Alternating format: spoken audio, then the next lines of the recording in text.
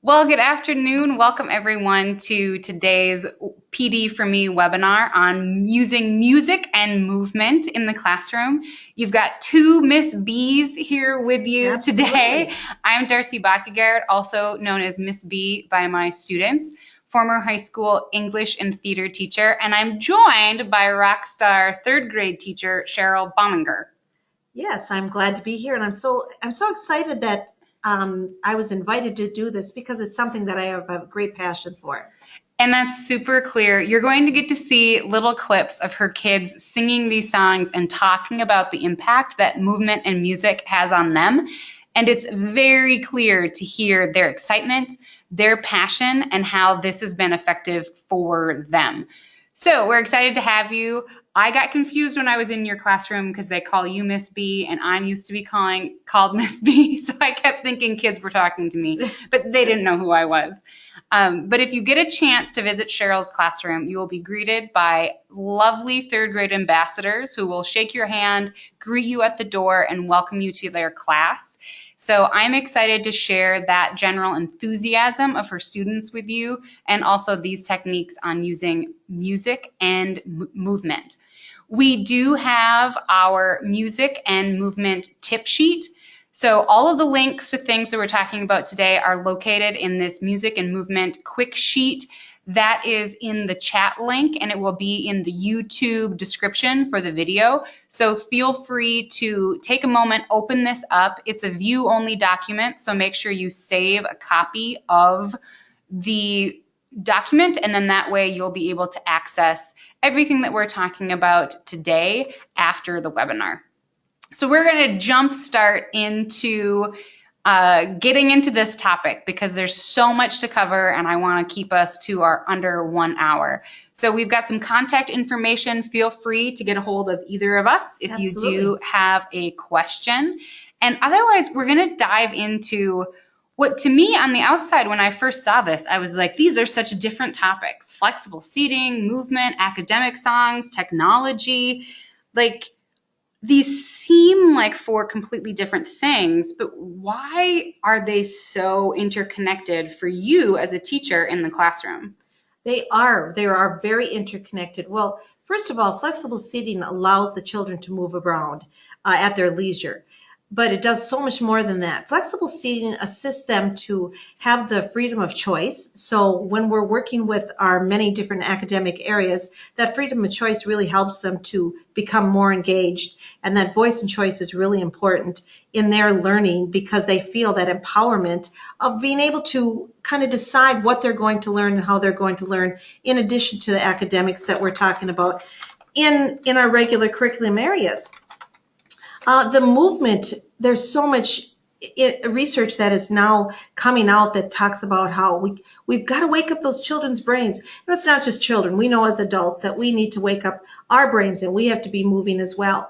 As part of the movement, we'll talk about it more later, but as part of the movement, it's just not moving their bodies. It's just not moving their hands, which is part of the whole thing that we're talking about. But it's being able to get up and move at their leisure around the room. So my children sometimes come in the morning, they might sit in one spot. If they're learning, they're welcome to sit any place in the whole classroom throughout the day.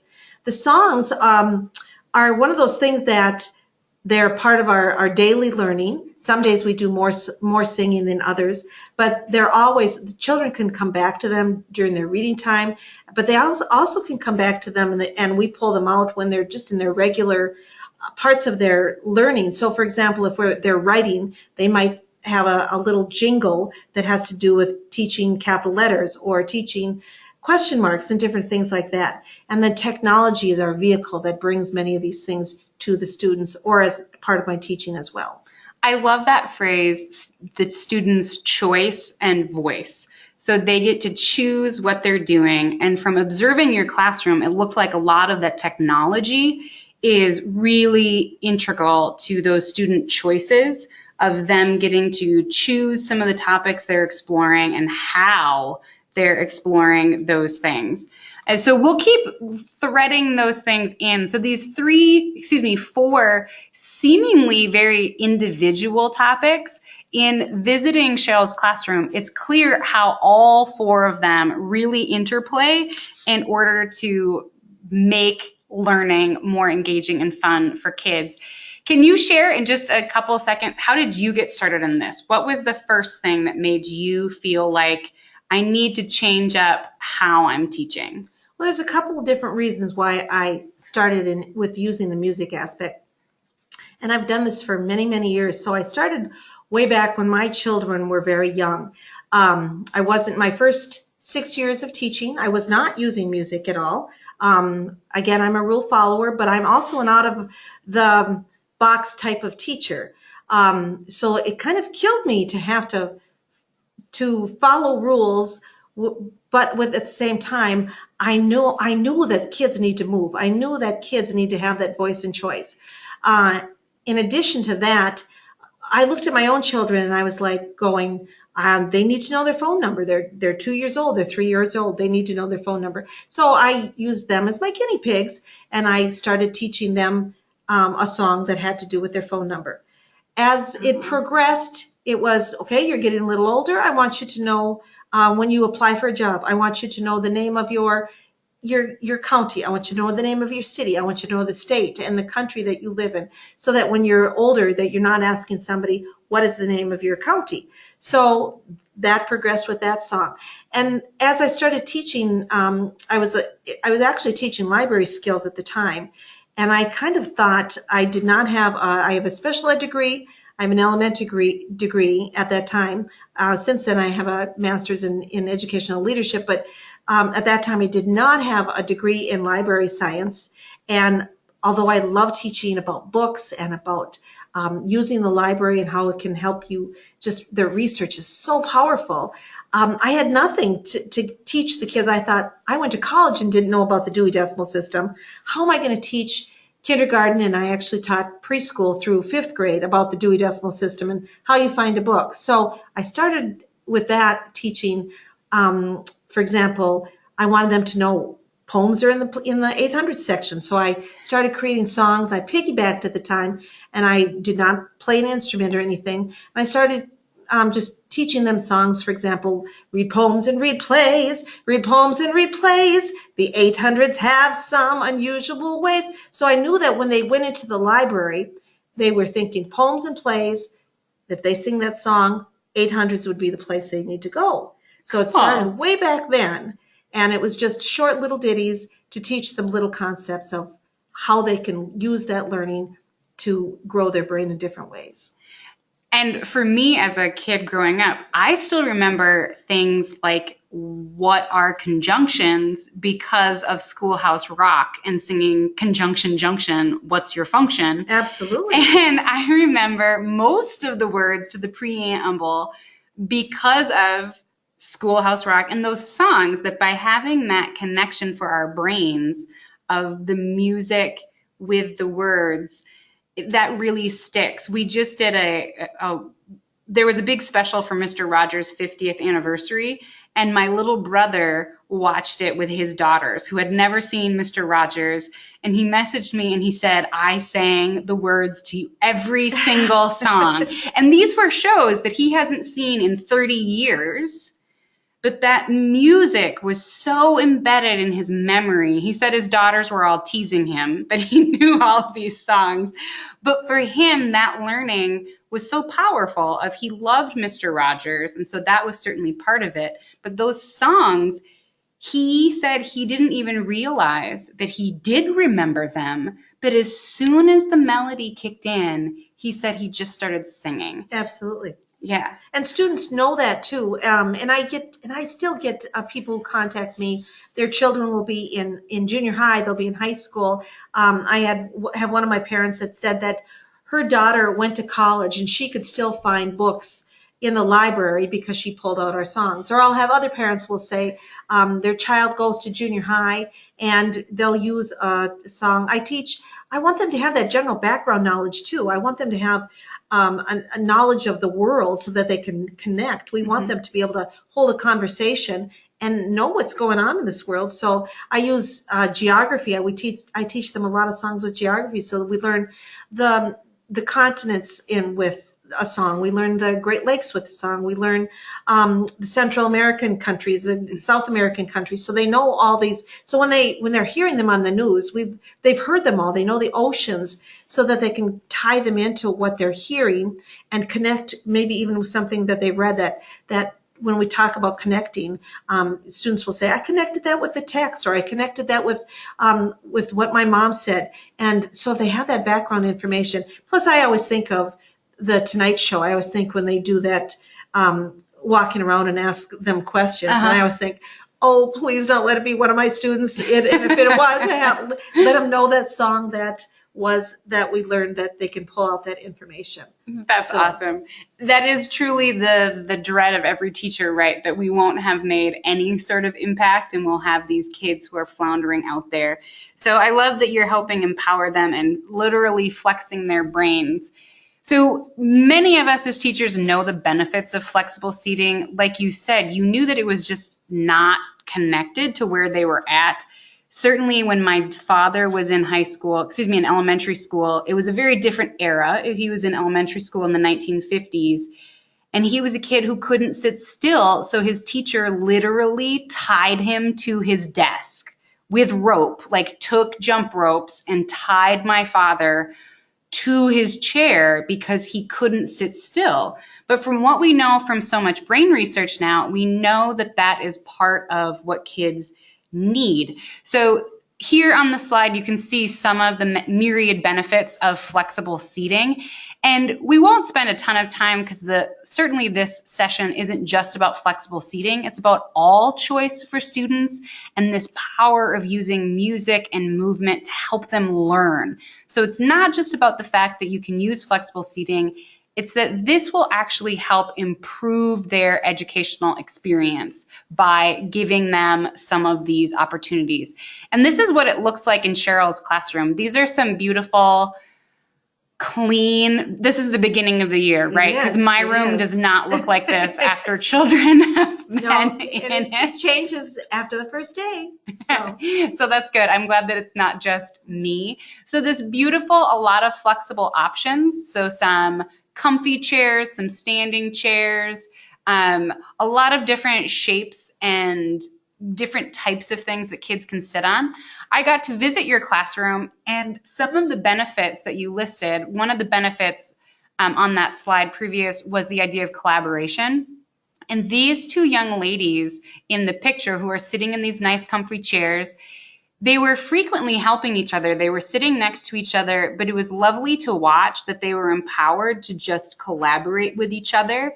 The two young men sitting here in the high chairs, they were working on a project together about World War II, but they were each in their own copy of the same slide deck. So they were using technology to collaborate. Absolutely. They were working on their own topics, so they weren't working on the exact same thing. But when one of them had a question, they were able to just have a quick conversation and then get their question answered and go back to work.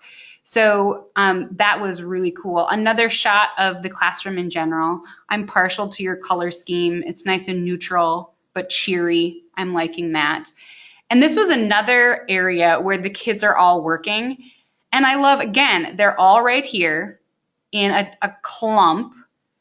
They're all working on they had a choice board up in the classroom, and so they have different choices. Again, you have two students who are helping each other. You can see the young man has his pencil out. He's taking notes. He's getting help from the person next to him. And everyone else, even though they're sitting right next to them, right next to each other, they're completely glued to their own work. And so I don't know if this was just a magical day. Is this truly what flexible seating and giving them the choice of where and what to work on? Is this truly how magical it is? We know as teachers, we know that it's challenging every single day of our lives to be a teacher.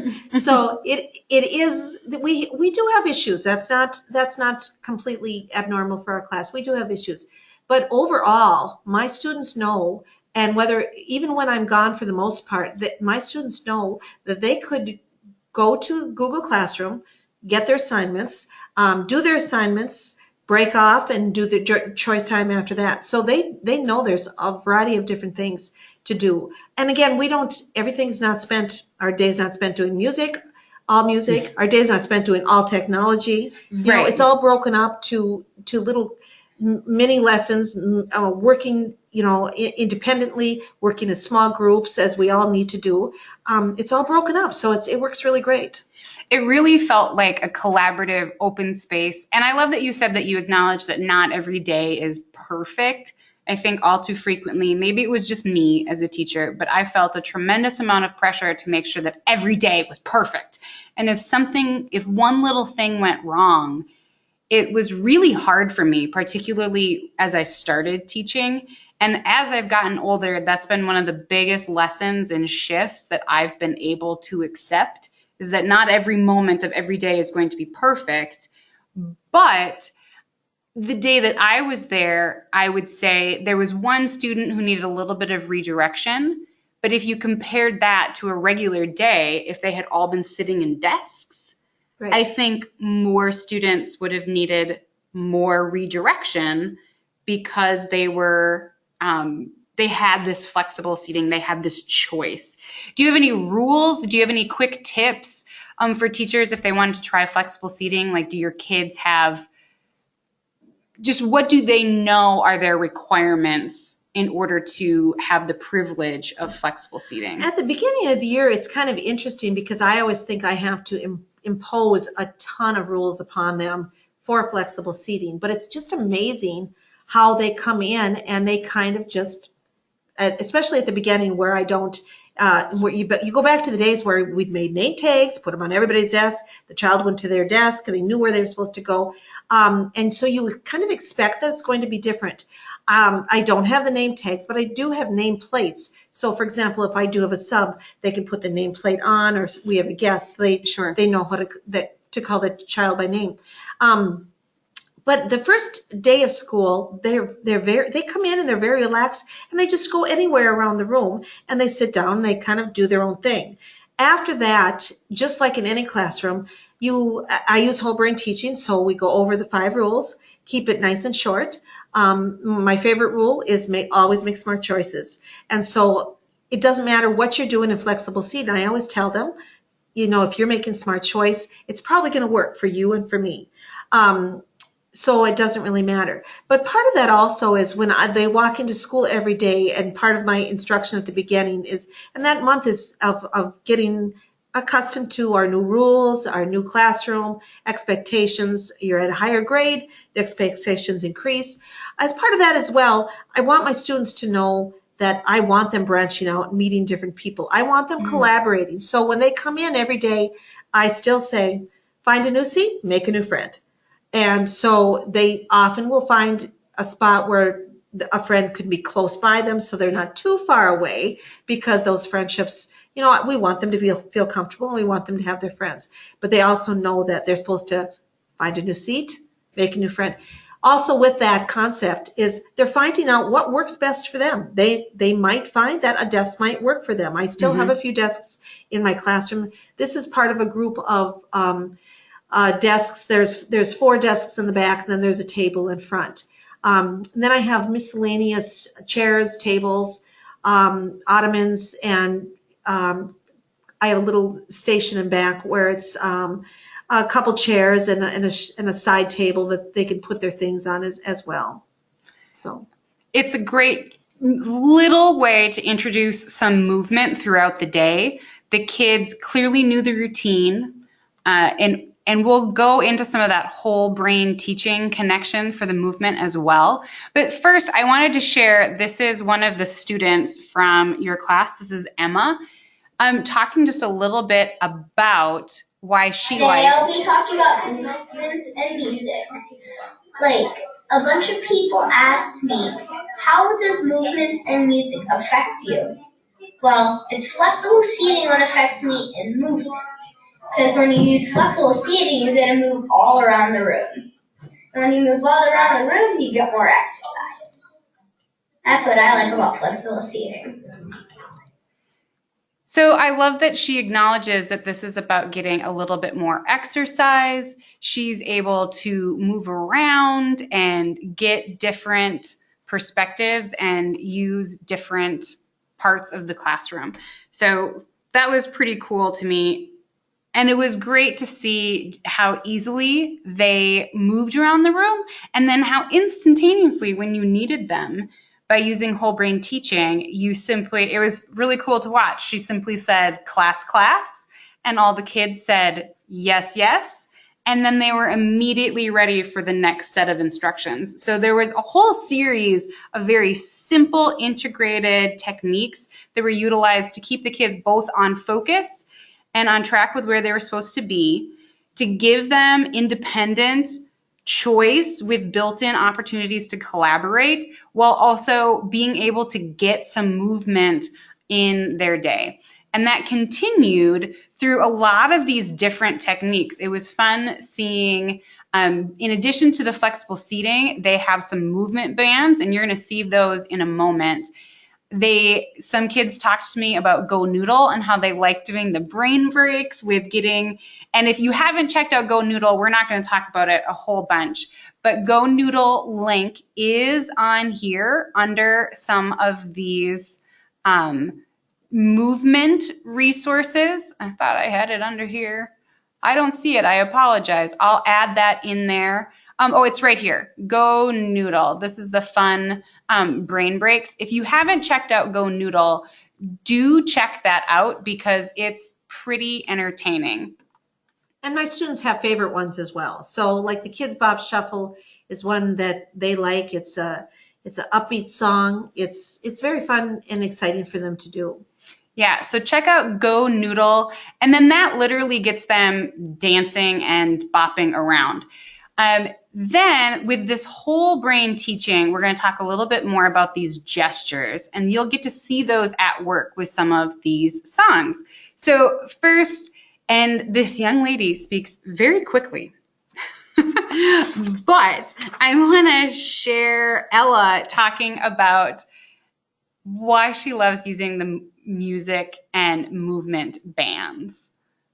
Today we're going to be talking about movement and music. I'm going to be talking about movement. So, as you can see, what we do in our classroom, this is not often what not little teachers do. Ours has something special. We have flexible seating. So we have movement and we have stretching bands. So if we're tired when we get here, then we have stretching bands and stretch and wake up.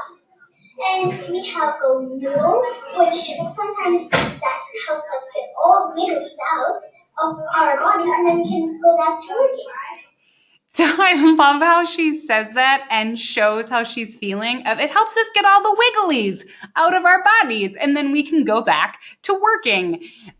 You can see, if you're not familiar, this is another great simple tech tool. It's called Flipgrid, and the kids, these are third graders, and they had a prompt posted, and then they record with a laptop, an iPad, or a cell phone, and they have up to 1.5 minutes to record a quick response.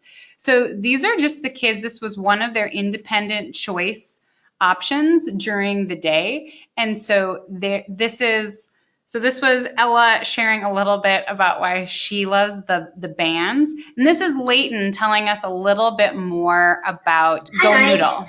Today I'm going to be talking about movement and music. How does singing and moving throughout the day affect you? Well, it feels great when you move and sing. It feels really, really good inside your brain. My favorite thing about moving and singing in class is Go Noodle. It's a thing technically that you have to copy what they do, and it winds up your brain to get ready for math or other type of stuff that's school related. Same thing. I love so frequently from the mouths of babes, right? He's saying what we've been talking about, but in this very third grader, 8-year-old, 9-year-old kind of way. I love that he says moving feels good inside your brain.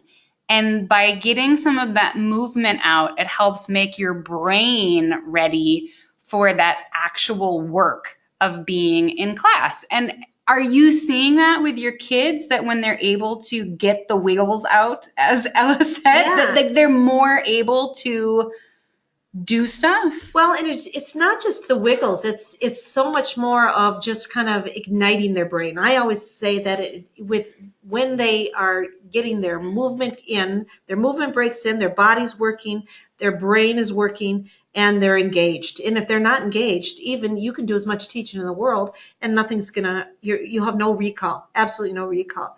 So that helps them. We do a variety of things with our movement. In Whole Brain encourages us to use gestures. Science Digest had an article out in 2007 that talked about how much more effective it is for teachers and for students both.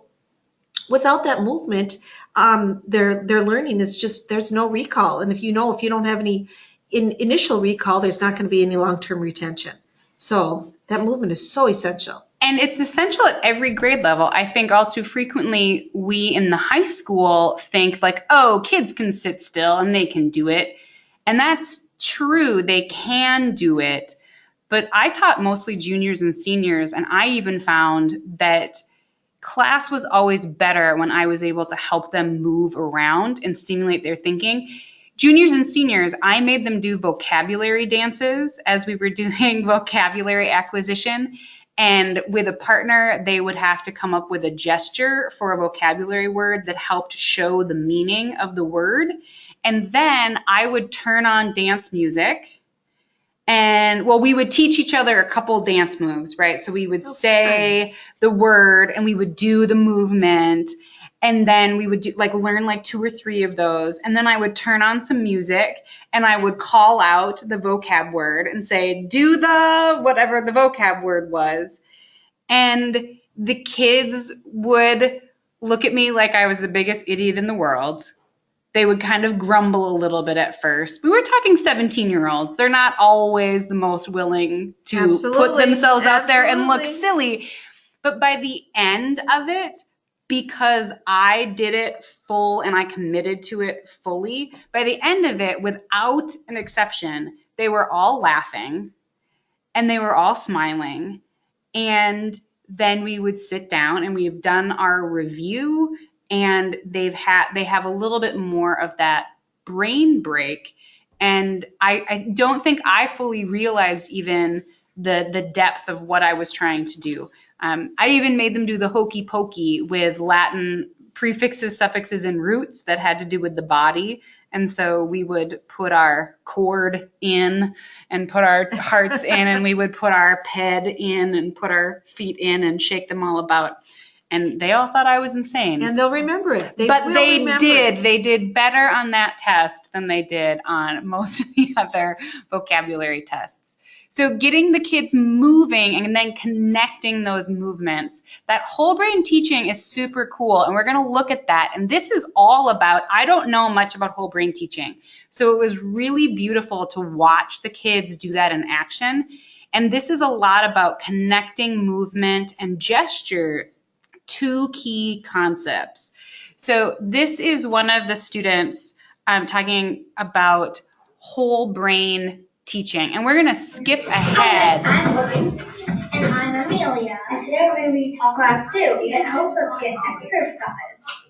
We also have whole brain teaching, which is where we go teach, and then we go, Miss B goes, class, and we go, yes, and she says teach, and we say okay. We also have social emotional learning, which means kindness. So there's so many levels of what they're talking about as they do this whole brain thinking, and how they are empowered to do the teach. And I want to show that because this was a really cool thing. A lot of us use Think, Pair, Share in our classrooms, a pretty standard teaching technique. I had shoulder partners in my classroom built in, so the kids in my classroom knew who their shoulder partner was. So when I would say, talk to your partner about whatever, the kids did that. And this whole brain teaching method is simply an extension of that, is what it looked like to me as an outsider. And this is a little bit of this mirroring.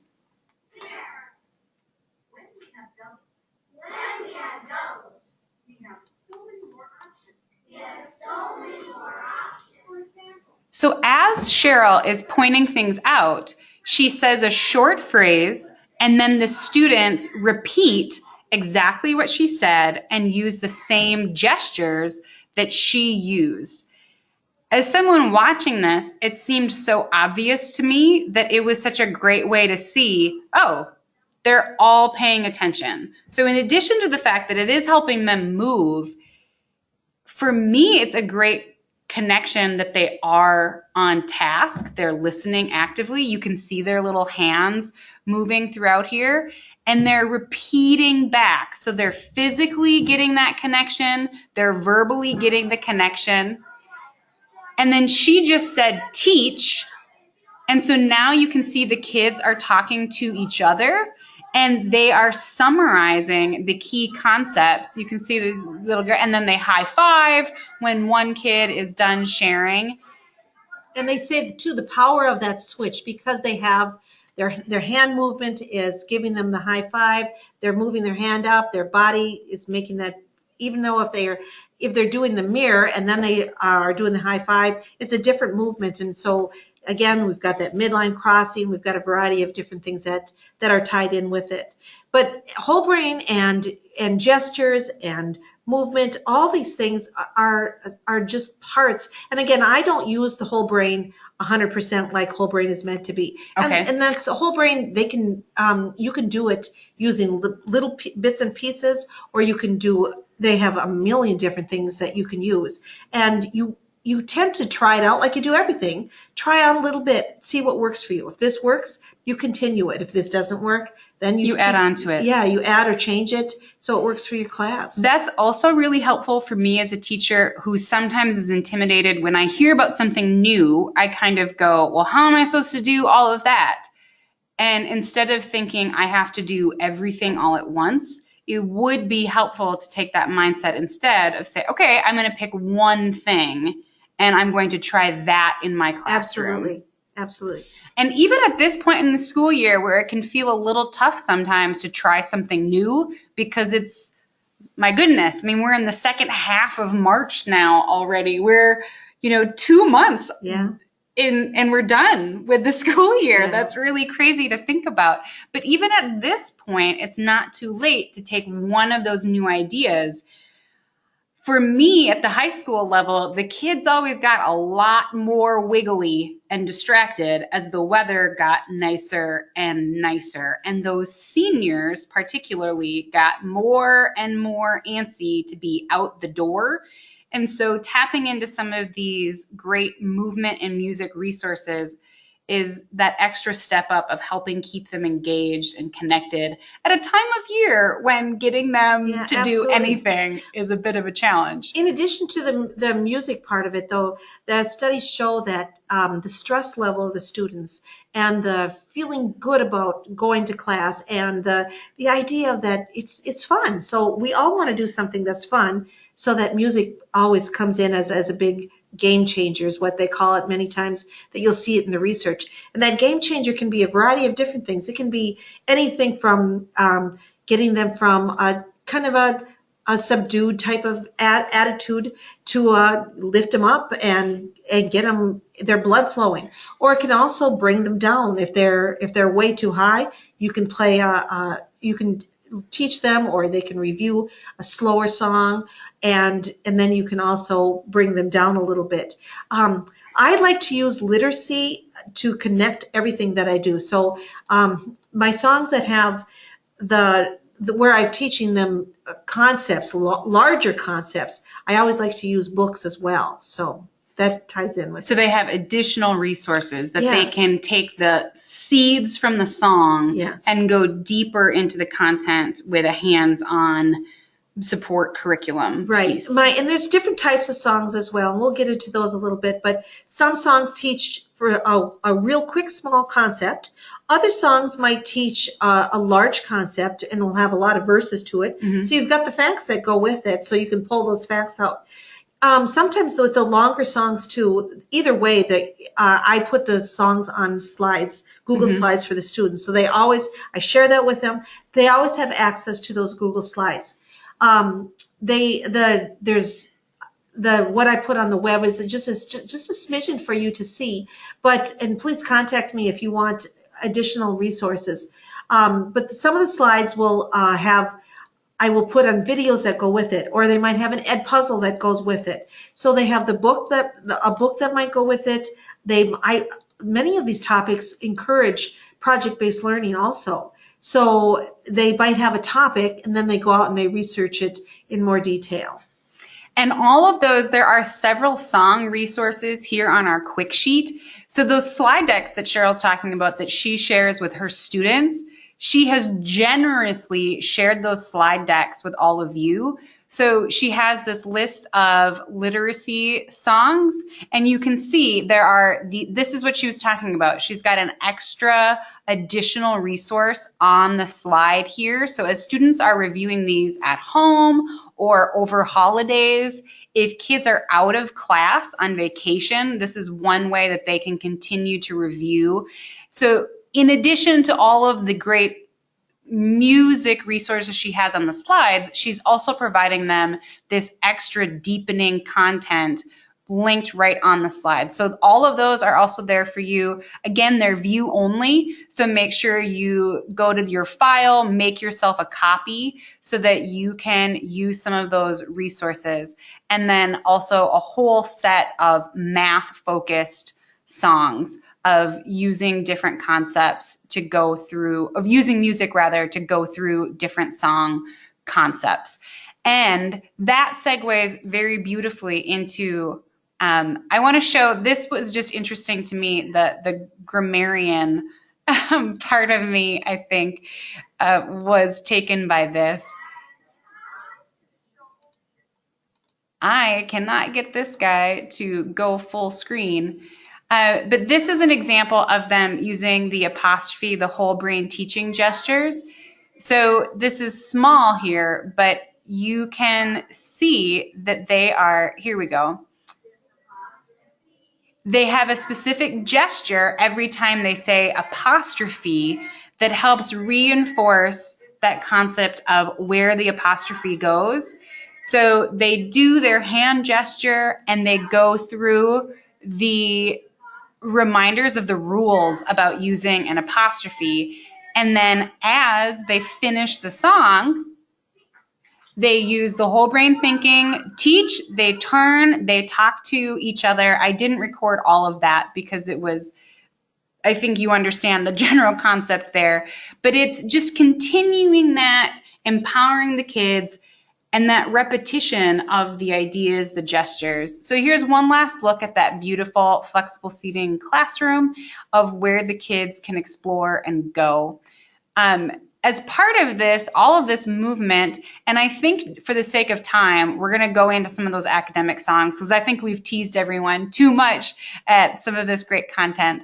But a reminder that things like project-based learning and project-based assessments go really well with this student choice. Absolutely. There was a lot of collaboration going on in your classroom in the one day that I was there, that as the students finished their assignments for the day, they immediately had these next collaborative projects that they just, and these other things that they never were not learning, because as they finished one piece of homework, they just had these other options of other things to work on. And it's used as a motivation for them to get this done so you can do your choice learning.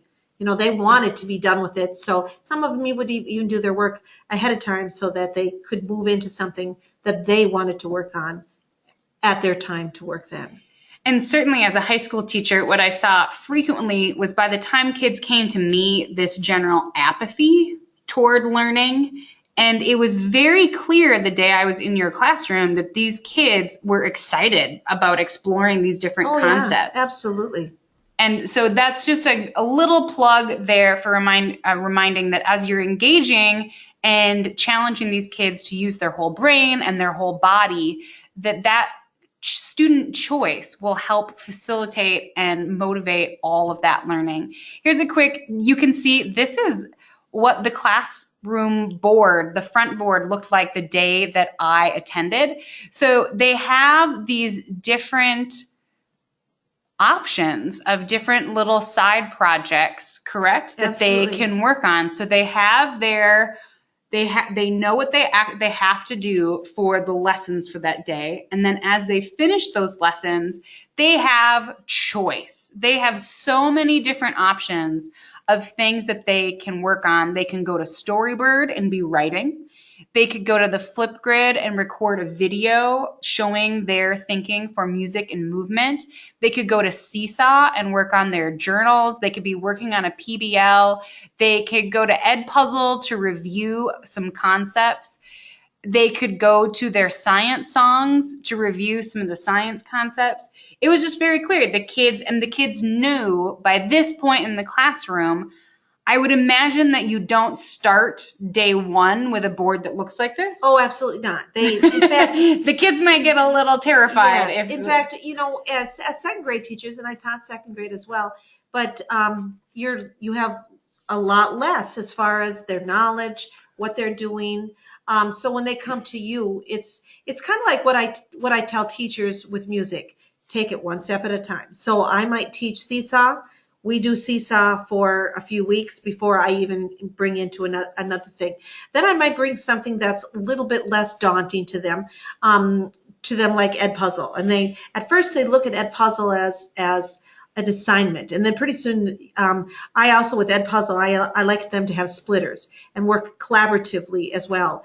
I had a sub one time that came and didn't realize we were a collaborative classroom, and I want my students collaborating at all times. Mm-hmm. That's how they learn. That's how they teach, and they learn from teaching as well.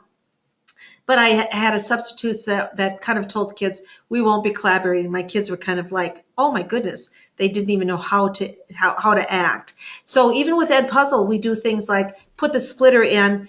For their earphones. Yes. So they can watch one video together. And they have answer a the questions together. Sure. So, and if you haven't checked out Edpuzzle, we do have a PD for Me webinar post about Edpuzzle and specifically how to use it to help flip your classroom.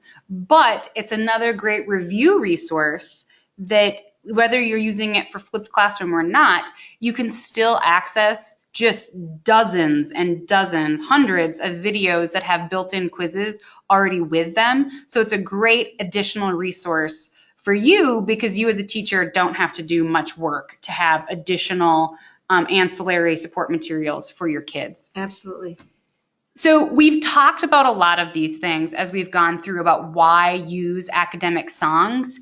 And as I shared from my example, I can still recall and retain information from when I was little because I know the song. And my younger brother remembers all of these things from Mr. Rogers because they were songs and they become embedded.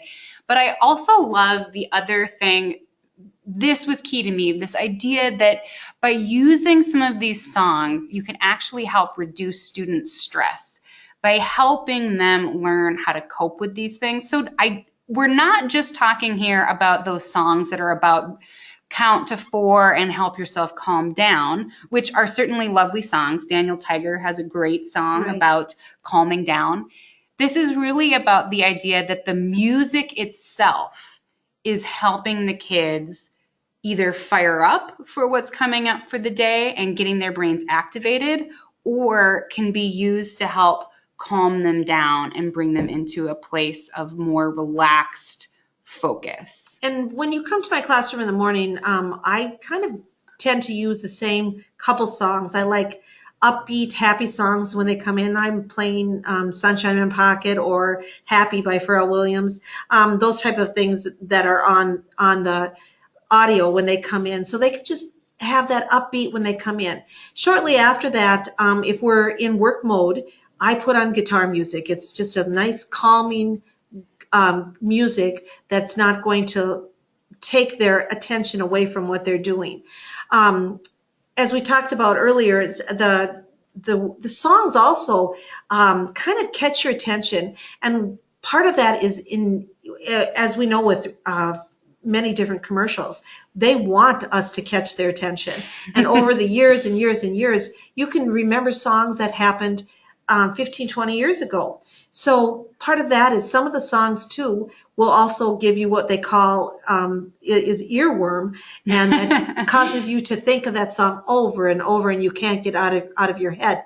Well, think of the benefits that if you have earworm with the song that is using the song that is teaching the 7 continents. So you're doing North America, South America, and you've got that, so the child is repeating that over and over and over. So now when they actually want to pull it out, they might not in the just a general senses be able to pull it out until they have that song, and they'll say North America, and they'll be able to that floodgate will open.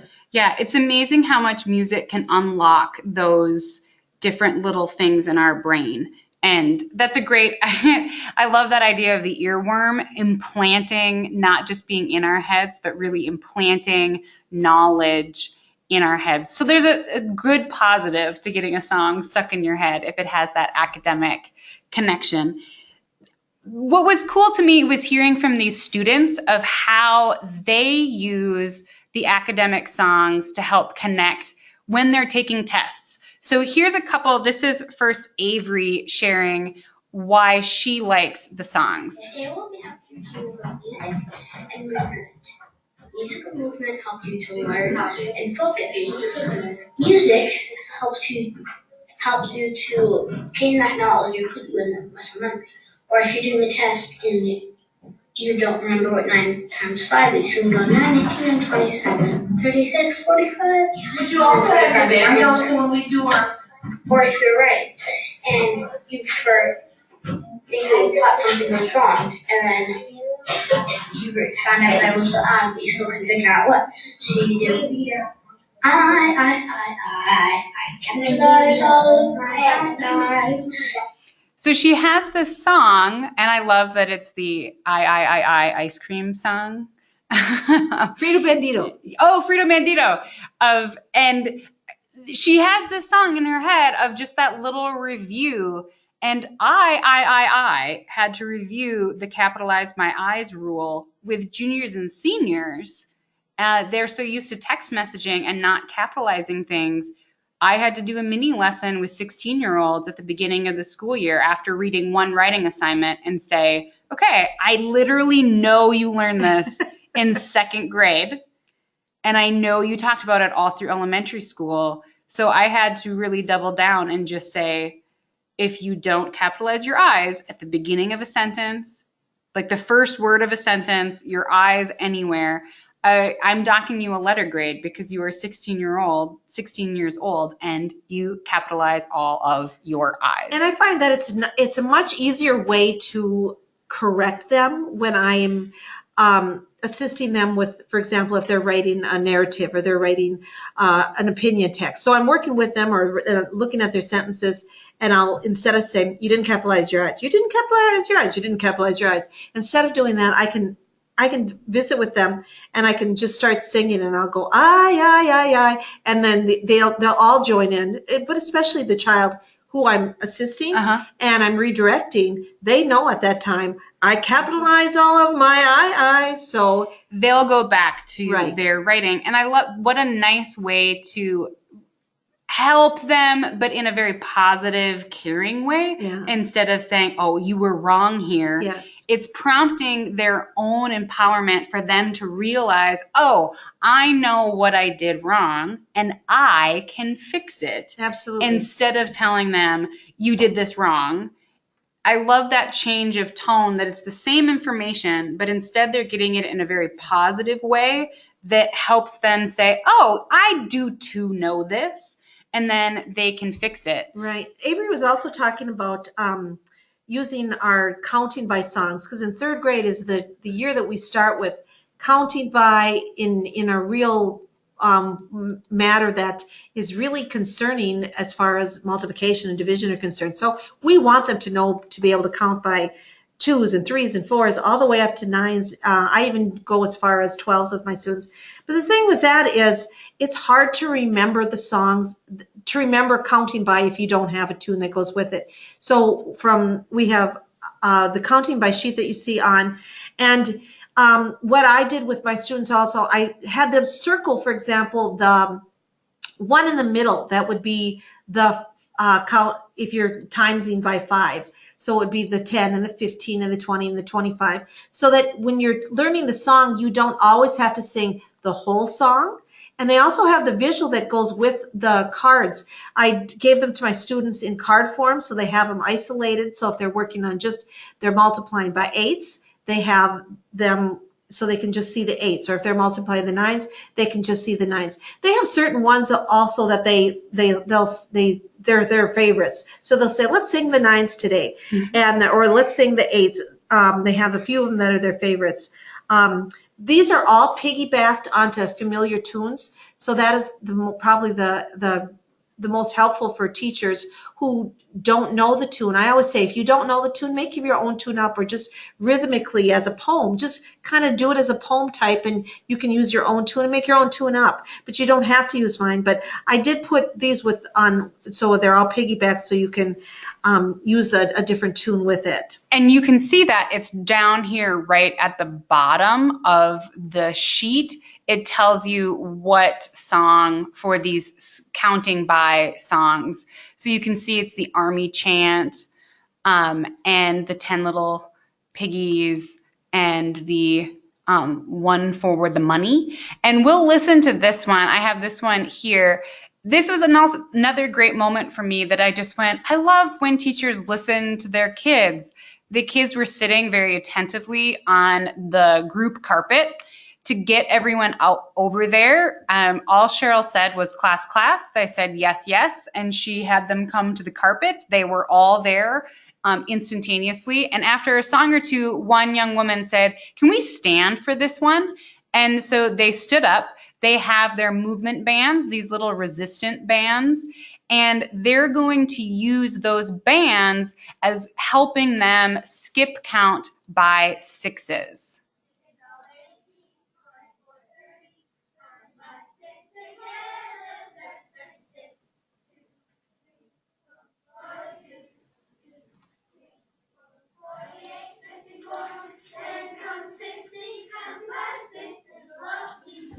And students use these every single day, because when we're doing our math, it's very important that they feel comfortable and they can figure out if they don't have them memorized. And we always want them to have them, and I don't like to use the word memorize, but as our district suggests, that they know them as well as they know their name. So if they are asked, what is your name? They should be able to say that fact, knowing the foundation of it. So if they're counting by 6s, they have 6, 12, 18. So they know it's 6 plus 6 plus 6, and they're counting by that in that way, shape, or form.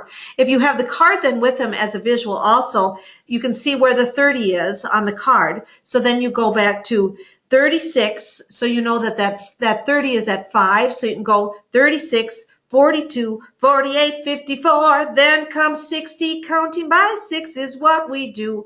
And that way they can make sure they go through it. But they're using their fingers to know how many they're multiplying by, and they can easily figure out the answer to their problems that way. I loved the 7 song. It was just entertaining to me. 10, 14, and 21. Because certainly we all do, a lot of kids will do this, the Army Chant for different things.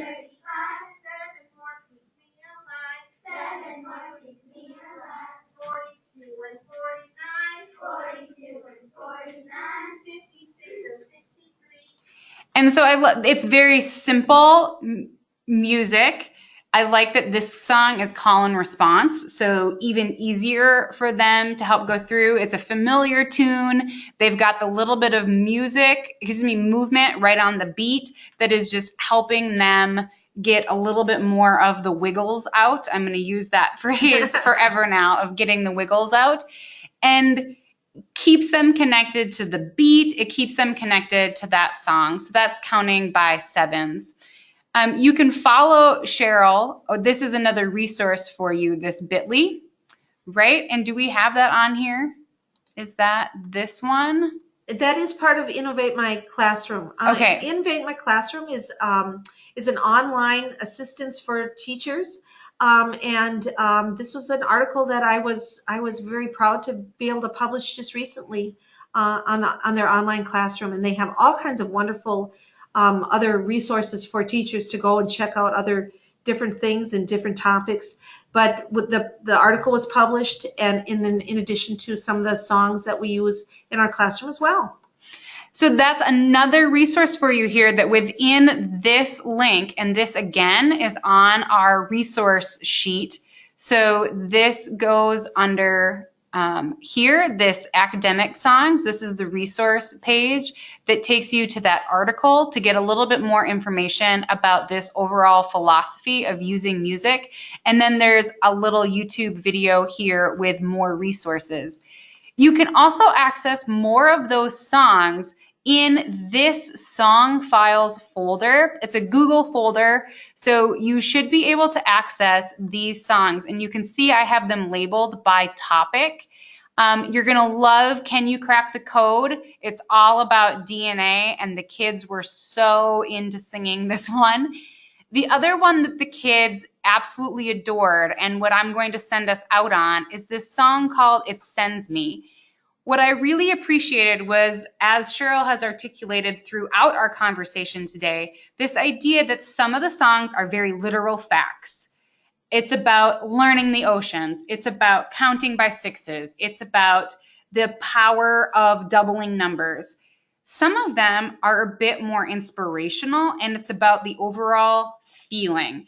And I was in her classroom twice, and both times the number one song the kids wanted to sing was It Sends Me, which is a song specifically about being inspired by the great men and women who are leaders and thinkers in our society. So sending me to a better place, and about these people who are helping improve the world. So thank you, as we sign off today, thank you to Cheryl for helping improve the world of teaching with your My kids. pleasure, yes. One kid at a time, but helping improve all of us as educators too. All of these resources are available for you, like I said, on the tip sheet.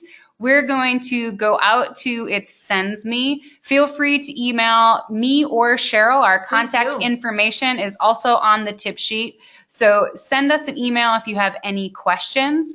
And otherwise, we hope that you take at least one of these ideas from today, whatever sort of little bit of flexible seating, a little bit of whole brain teaching, a little bit of singing, a little bit of the technology. And we didn't even get into much of the technology resources, but you heard about some of them, from Flipgrid and Edpuzzle and Seesaw to doing some of the collaborative working on Google Slides. We hope that you take something away from today and give it a try. And we're going to go out with a little bit of It Sends Me.